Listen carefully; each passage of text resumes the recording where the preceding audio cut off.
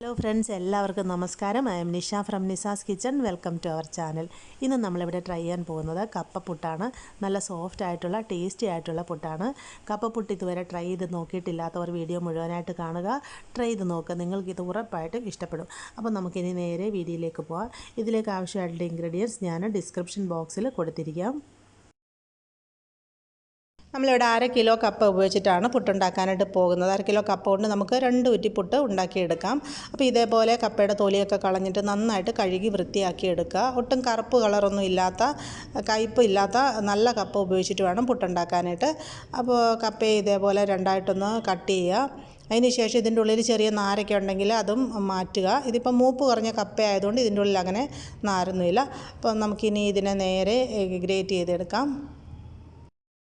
ഇതുപോലെ കപ്പയൊന്ന് ക്ലീൻ ചെയ്തിട്ട് ഒന്ന് ഗ്രേറ്റ് ചെയ്തെടുക്കുന്ന ആ ഒരു ബുദ്ധിമുട്ട് മാത്രമേ ഉള്ളൂ. അതൊഴിച്ചാൽ ഈ കപ്പപ്പുട്ട് നമ്മൾ സാധാരണ പുട്ടൊക്കെ ഉണ്ടാക്കിയെടുക്കുന്ന പോലെ തന്നെ എളുപ്പത്തിൽ ഉണ്ടാക്കിയെടുക്കാൻ പറ്റും.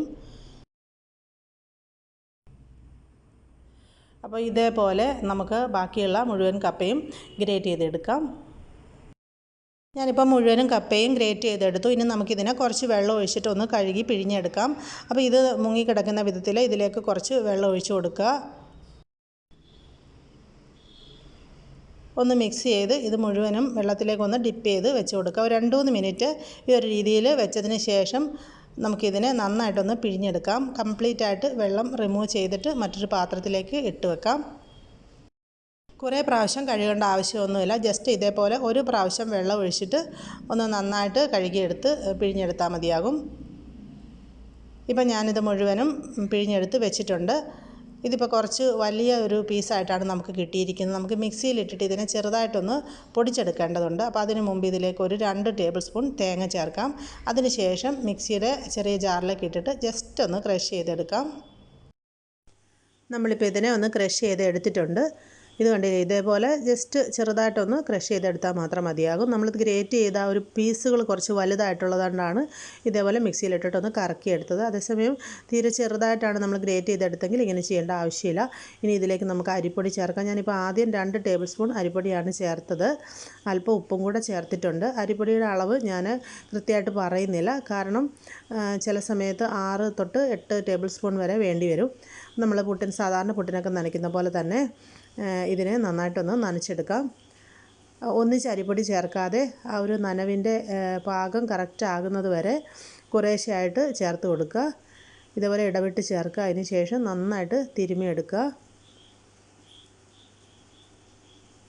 ഈ കപ്പ നമ്മൾ കുതിർത്ത് വെച്ചതുകൊണ്ട് ഇതിൽ പാകത്തിന് നനവുണ്ട്. അതുകൊണ്ട് പ്രത്യേകമായിട്ട് നമ്മൾ വെള്ളമൊന്നും ചേർക്കേണ്ട ആവശ്യമില്ല. നമ്മുടെ പുട്ടുപൊടി ഇപ്പോൾ റെഡി ആയിട്ടുണ്ട്. ഇതിൻ്റെ ഒരു പാകമെന്ന് പറയുന്നത് ഇതേപോലെ പൊടിയെടുത്ത് ഉരുട്ടി പിടിക്കുമ്പോൾ ഇങ്ങനെ ഉരുട്ടിയെടുക്കാൻ പറ്റണം. അതിന് ശേഷം ഇതേപോലെ പൊടിക്കുമ്പോൾ പൊടിഞ്ഞ് പൂർവ്വസ്ഥിതിയിലാകണം. ഇതാണ് പുട്ടുപൊടിയുടെ ഒരു നനവിൻ്റെ പാകമെന്ന് പറയുന്നത്. ഇനി നമുക്കിതിനെ ഒന്ന് അടച്ചിട്ട് ജസ്റ്റ് ഒരു 10 മിനിറ്റ് ഒന്ന് മാറ്റി വെച്ചിരിക്കാം. നമ്മളിതിനെ അടച്ച് വെച്ചിട്ട് 10 മിനിറ്റ് കഴിഞ്ഞിട്ടുണ്ട്. ഇനി നമുക്കിതിനെ പുട്ടുപൊടി ഒന്നും കൂടി ഒന്ന് മിക്സ് ആക്കിയിട്ട് ഇതിനെ നേരെ പുട്ടുകുറ്റിയിലേക്ക് ഇട്ടിട്ട് ആവിയിൽ വേവിച്ചെടുക്കാം. പുട്ടുകുറ്റി എടുത്തിട്ടുണ്ട്. അതിലേക്ക് ചില്ലിട്ട് കൊടുക്കുക. പിന്നീട് നമുക്ക് ആദ്യമേ കുറച്ച് തേങ്ങ ഇതിലേക്ക് ഇട്ട് കൊടുത്തിട്ട് നമ്മൾ സാധാരണ അരിപ്പുട്ടൊക്കെ ഉണ്ടാക്കുന്ന പോലെ തന്നെ തേങ്ങയും പുട്ടുപൊടിയും കൂടെ ഇടവിട്ട് ഫില്ല് ചെയ്ത് നമുക്കിതിനെ വേവിച്ചെടുക്കാം. കപ്പപ്പുട്ട് ഇതുവരെ കഴിച്ചിട്ടില്ലാത്തവർ ഒരു പ്രാവശ്യമെങ്കിലും ഇതൊന്ന് ട്രൈ ചെയ്ത് നോക്കണം. വളരെ ടേസ്റ്റി ആയിട്ടുള്ള പുട്ടാണ്. ഞാനിപ്പോൾ ഇത് ഫില്ല് ചെയ്തിട്ടുണ്ട്. ഇനി നമുക്കിതിനെ കുക്ക് ചെയ്തെടുക്കാം. ഇവിടെ ഒരു കുക്കറിൽ ഞാൻ വെള്ളം തിളപ്പിച്ചിട്ടിട്ടുണ്ട്. അപ്പോൾ ഇതിൽ നിന്ന് ആവി വന്ന് തുടങ്ങിയിട്ടുണ്ട്. അപ്പോൾ ഇതിലേക്ക് നമുക്ക് ആ ഒരു പുട്ടുകുറ്റി വെച്ച് കൊടുക്കാം. പിന്നെ നമുക്കിത് വെന്ത് വരുന്നവരെ വെയിറ്റ് ചെയ്യാം. പുട്ട് 5 മുതൽ 10 മിനിറ്റിനുള്ളിൽ വെന്ത് കിട്ടും. നമ്മുടെ കപ്പപ്പുട്ട് റെഡി ആയിട്ടുണ്ട്. നമുക്കിനി ഇതിനെ ചൂടോടെ സെർവ് ചെയ്യാം. ഒട്ടും ഒട്ടിപ്പിടിക്കാതെ പൊടിഞ്ഞു പോകാതെ നല്ല സോഫ്റ്റ് ആയിട്ടുള്ള കപ്പപ്പുട്ട് നമുക്ക് ഈ രീതിയിൽ ഉണ്ടാക്കിയെടുക്കാം. കണ്ടില്ലേ, നല്ല പെർഫെക്റ്റ് ആയിട്ട് വന്നിട്ടുണ്ട്. നമ്മൾ സാധാരണ അരിപ്പുട്ടിനൊക്കെ സെർവ് ചെയ്യുന്ന പോലെ കടലക്കറിയോ ചെറുപയർ കറിയോ ഒന്നുമല്ല. ഇതിന് നോൺ വെജ് കറികളാണ് ഈ കപ്പപ്പുട്ടിന് അനുയോജ്യം. ഞാനിപ്പോൾ ബീഫ് റോസ്റ്റിൻ്റെ കൂടെയാണ് ഇത് സെർവ് ചെയ്യുന്നത്. നമുക്ക് ചിക്കൻ കറിയോ മീൻ കറിയോ അങ്ങനെ നോൺ വെജ് ഐറ്റംസിൻ്റെ കൂടെ അടിപൊളിയായിരിക്കും. അപ്പോൾ എല്ലാവരും ഈ റെസിപ്പി ട്രൈ ചെയ്ത് നോക്കുക. അതിനുശേഷം നിങ്ങളുടെ ഫീഡ്ബാക്ക്സ് എഴുതി അറിയിക്കാൻ മറക്കരുത്.